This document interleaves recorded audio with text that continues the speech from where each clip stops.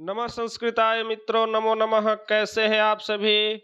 आशा करते हैं आप सभी अच्छे होंगे। हम भी बहुत अच्छे हैं। तो चलिए आज का पाठ शुरू करते हैं, जिस पाठ का नाम आप लोग को स्क्रीन पे दिख ही रहा होगा। संस्कृत व्याकरण व्यंजन संधि का भाग 3, जो आप लोग का व्यंजन संधि का अंतिम पाठ ये होने वाला है, जो सभी छात्रों के लिए अनिवार्य है। उन छात्रों के लिए जो बिहार बोर्ड से 10th कर रहे हैं, जो सीबीएसई बोर्ड से 10th कर रहे हैं, या किसी भी प्रतियोगी परीक्षा में भाग लेने वाले हैं, उन सभी छात्रों के लिए अनिवार्य है। ये पाठ यदि ध्यान से जो भी छात्र देख लेता है, उन छात्र का संधि, व्यंजन संधि से एक भी क्वेश्चन आप लोग का नहीं छूटेगा। तो आप लोग ध्यान से इस वीडियो को देखिए। और संधि करना तो दूर की बात है, आप लोग का हिंदी संस्कृत लिखना पढ़ना एक भी स्थान पे कोई भी दिक्कत आप लोग को नहीं होने वाला है कि कहाँ ह्रस्व लिखे, कहाँ दीर्घ लिखे, कहाँ तवर्गी न लिखे, कहाँ टवर्गी न लिखे। ये बहुत से परेशानियां बच्चों के मन में होते हैं। तो उन सभी परेशानियों को दूर करने के लिए आप लोग के सामने मैं इस पाठ को लेकर आया है। तो आप सभी छात्रों से अनुरोध है कि आप लोग ध्यान पूर्वक इस पाठ को देखें और अच्छे से समझें। तो चलिए इस पाठ को हम लोग शुरू करते हैं। पाठ को शुरू करने से पहले मेरे चैनल को लाइक, शेयर एंड सब्सक्राइब करें। तो आइए हम लोग पाठ को देखते हैं और ध्यान से पढ़ते हैं। हम लोग अभी तक व्यंजन संधि के 6 भेद प्रकार को पढ़ चुके हैं। तो आज का पाठ हम लोग सप्तम प्रकार लत्व संधि से शुरू करते हैं। संधि का नाम है लत्व संधि, जिसका सूत्र है तोड़ ली, जिसका सूत्र तोड़ ली। यदि तवर्ग के बाद ल आए तो तवर्ग के वर्णों का ल हो जाता है। यानी कि तवर्ग के बाद पूर्व पद का अंतिम वर्ण क्या हो तो तवर्ग हो, और तवर्ग के बाद बीच में कोई भी पद के बीच में त के बाद ल हो तो वो त को भी ल हो जाता है। तो आइए देखते हैं। तो तवर्ग के बाद ल आए तो तवर्ग को के वर्णों का ल हो जाता है।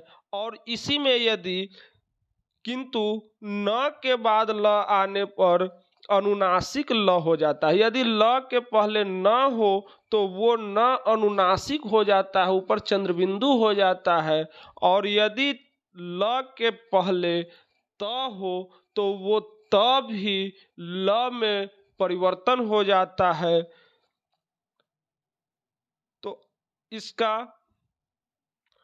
अनुनासिक चिन्ह जो लगता है वो ल के पूर्व वाले वर्ण पे लग जाता है। अनुनासिक वर्ण पूर्व वाले वर्ण पे। तो आइए उदाहरण को देख करके समझते हैं कैसे होगा।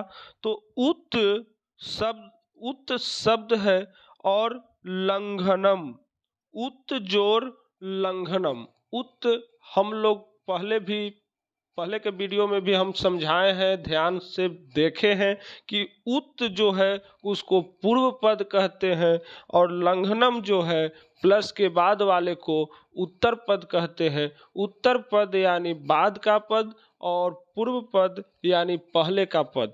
तो पहले वाले पद का अंतिम वर्ण जो है त है, और बाद वाले पद का प्रथम वर्ण जो है ल है। तो हम लोग इसका परिभाषा में पढ़े कि तवर्ग के बाद ल आए तो वो त भी ल हो जाता है। तो यहाँ पूर्व पद में त और उत्तर पद में ल आ गया, तो ये त भी ल में परिवर्तन हो गया, त भी ल में परिवर्तन हो गया।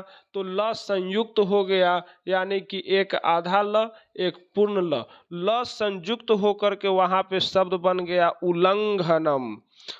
तत् जोड़ लीनः, तत् जोड़ लीनः, त और ल का मेल हो गया तो त और ल का मेल हो गया तो त जो है सो ल में परिवर्तन होकर के तल्लीनः बन गया, तल्लीनः। उत जोड़ लिखितम, यहाँ पर भी त और ल का मिलन हो गया और त का ल के साथ मेल होने पर त ल में परिवर्तन होकर के उलिखितम बन गया। उत जोड़ लेख, यहाँ भी त और ल का मेल होकर के ल संयुक्त होकर उल्लेख बन गया। महान जोड़ लाभ, अब देखिए यहाँ पे महान जोड़ लाभ, हम लोग परिभाषा में क्या पढ़े थे कि न के बाद यदि ल आए तो वो न क्या हो जाता है, तो अनुनासिक हो जाता है, अनुस्वार हो जाता है। तो न के साथ ल युक्त हुआ तो ल तो संयुक्त होगा, इसमें भी ल संयुक्त होगा, लेकिन उसके पहले एक ये चंद्र बिंदु अनुनासिक हो जाता है, अनुस्वार लग जाता है इसमें। तो महान जोड़ लाभ, तो महालाभ, महालाभ, महा ल से पहले वाले वर्ण पे वो अनुस्वार लग जाता है तो महालाभ शब्द बन जाएगा।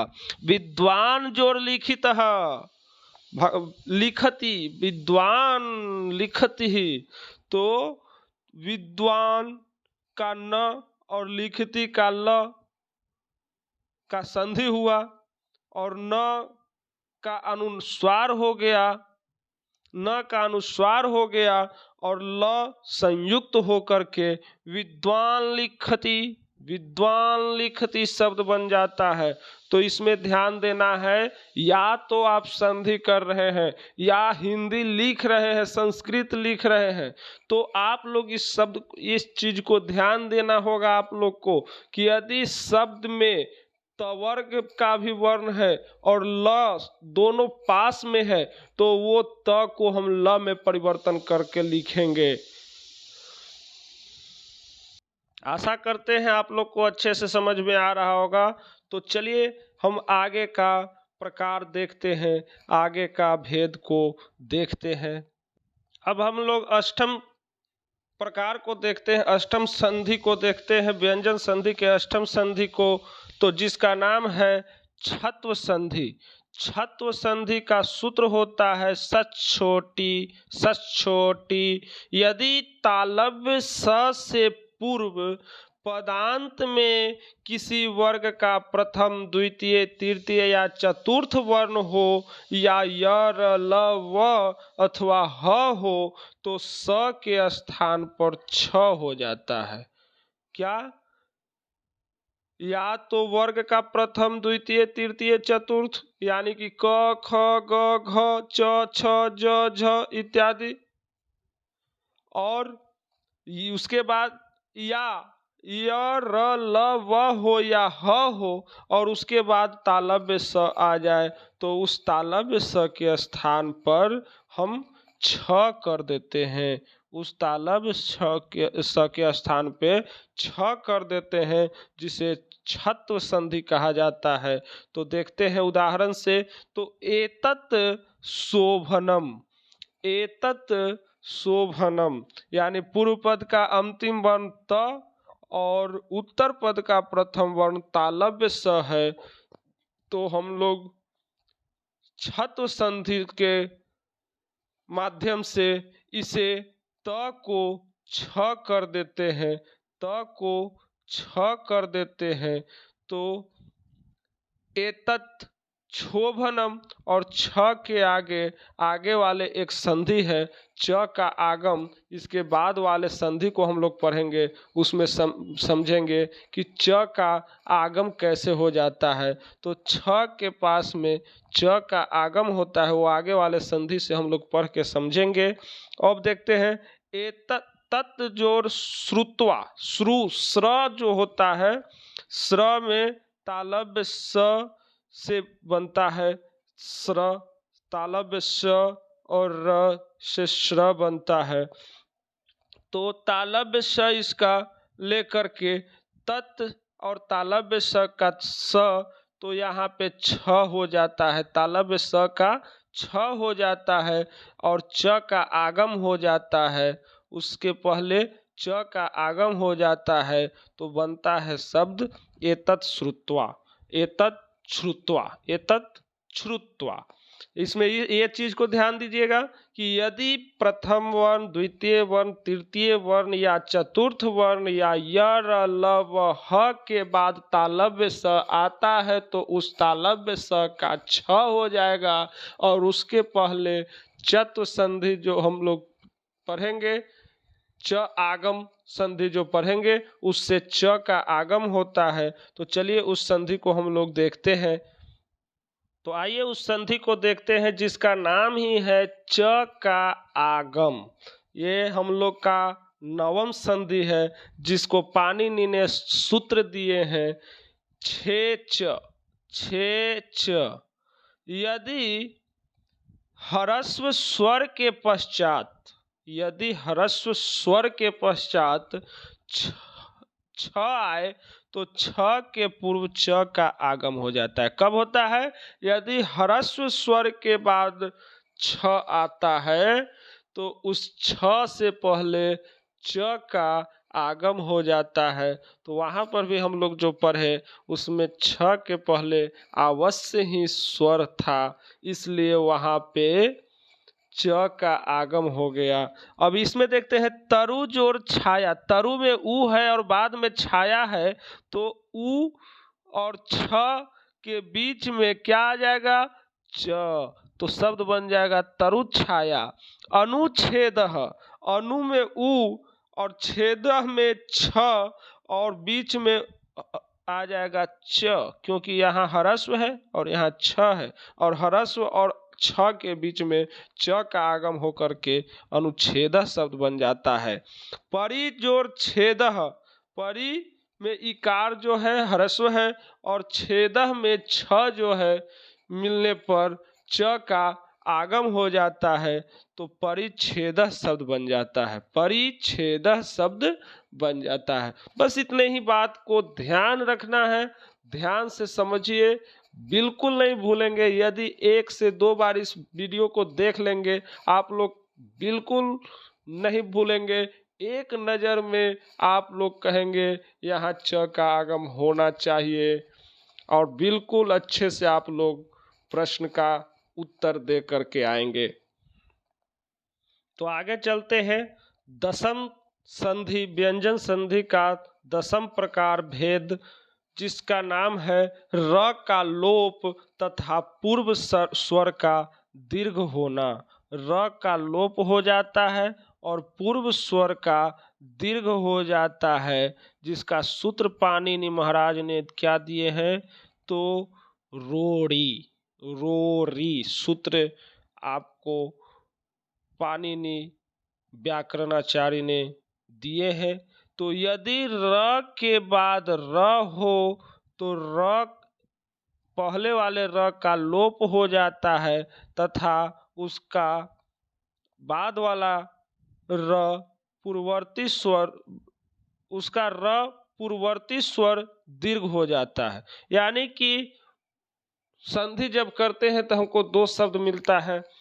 तो ये पूर्ववर्ती शब्द का अंतिम वर्ण भी र हो और उत्तरवर्ती शब्द का भी प्रथम वर्ण र हो तो पूर्ववर्ती र को लोप कर करके उसके पहले वाला जो स्वर है, उसके पहले वाला जो स्वर है उसको क्या कर देता है? तो उसको दीर्घ कर देता है, उसको दीर्घ कर देता है। तो देखते हैं कैसे। तो स्वर जोर राज्यम, स्वर में भी र है और राज्य में भी र है, तो ये प्रथम वाले र को लोप कर देता है यानी छुपा देता है और उसके पहले वाले जो वर्ण है उसको दीर्घ कर देता है। तो व में अ लगा है तो उसको क्या कर देगा? दीर्घ करेगा तो आ कर देगा। तो आ जोर र तो स्वराज्यम बन जाता है, स्वराज्यम। निर जोर रोगह, निर में र, रोगह में र, तो दो र मिलने पर एक र को लोप करके और उसके पूर्ववर्ती स्वर को दीर्घ कर देता है। तो नी जो है, नीर में ह्रस्व है तो उस ह्रस्व को दीर्घ कर देता है। तो नी, दीर्घ नी और र जुड़ जाएगा तो निरोगः शब्द बन जाता है। नीर जोर रसह, नीर में र और रस में र, दो र मिला, एक र को लोप कर दीजिए और पूर्ववर्ती जो स्वर है उसको दीर्घ कर दीजिए तो बन जाएगा नीरसह, नीरसह। कुछ नहीं है, बस ध्यान दीजिए, आप लोग के बिल्कुल मस्तिष्क में छप जाएगा।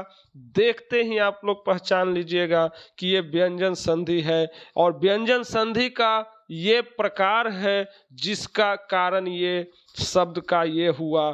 तो आप लोग ध्यान से देखिए और पाठ को समझिए।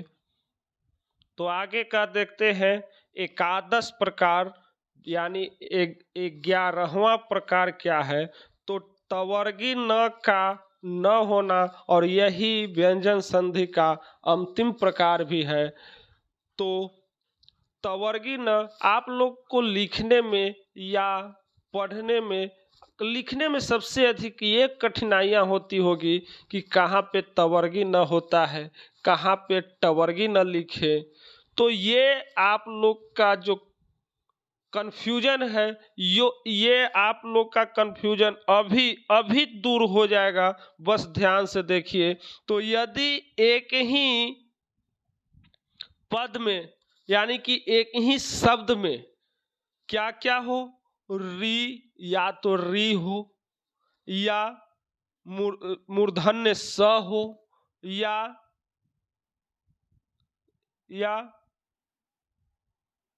के पश्चात न आ जाता है। यदि री के बाद, मूर्धन्य स के बाद या र के बाद, र भी यहाँ होना चाहिए, र के बाद तवर्गी न आए तो उस तवर्गी न को टवर्गी न में परिवर्तन कर देते हैं। जैसे देखिए, कृष्ण लिखते हैं तो इसमें र भी आ रहा है, री भी आ रहा है और मूर्धन्य स भी आ रहा है। तो यहाँ पर तो कभी भी तवर्गी न नहीं हो सकता है। विष्णु में मूर्धन्य स आ रहा है तो यहाँ पे कभी भी तवर्गी न नहीं लिखेंगे, नहीं तो ये शब्द मेरा गलत हो जाएगा। स्वर्ण, स्वर्ण में र आ रहा है, न के ऊपर र लगा हुआ है, तो स्वर्ण, उस र के कारण यहाँ पे कभी भी तवर्गी न नहीं लगेगा। वर्ण में वर्ण र आ रहा है तो र के साथ कभी भी तवर्गी न नहीं लिखते हैं। कोई भी शब्द आप लोग लिखेंगे या संधि करेंगे तो वहाँ पे ये चीज को आप लोग को बिल्कुल ध्यान देना होगा कि यदि रकार आ जाए, रीकार आ जाए या मूर्धन्य स उस शब्द में हो और न का प्रयोग करना है, वहाँ पे न भी उसमें युक्त करना है, तो वहाँ पे जब भी लगाएंगे तो हम टवर्गी न लगाएंगे, जब भी लगाएंगे तो टवर्गी न लगाएंगे।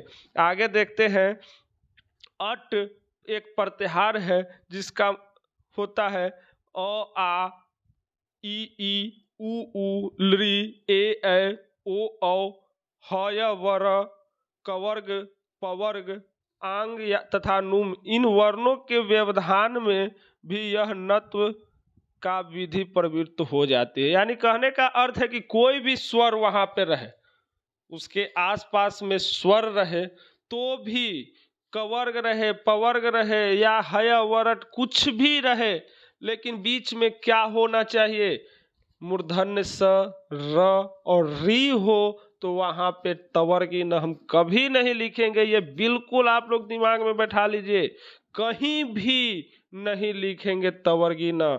तो देखते हैं, नर जोर नाम, नर जोर नाम, तो क्या हो जाएगा, नरा जोर नाम, तो र, तो ये न उचित नहीं न है उचित, आप ही बताइए।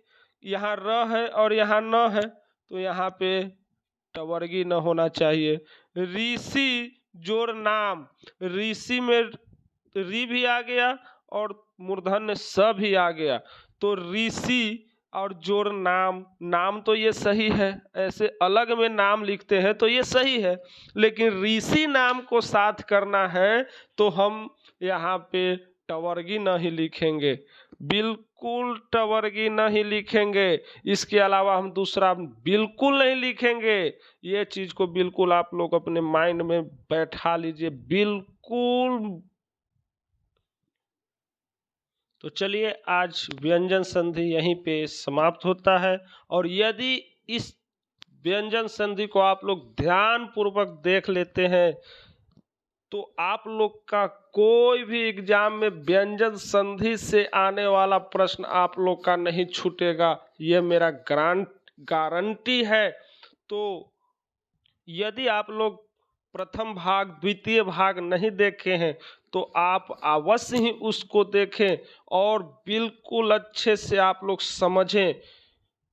हिंदी संस्कृत लिखने में प्रॉब्लम होता है तो इस वीडियो को आप लोग ध्यान से देखिए, आपका हर परेशानी दूर हो जाएगा।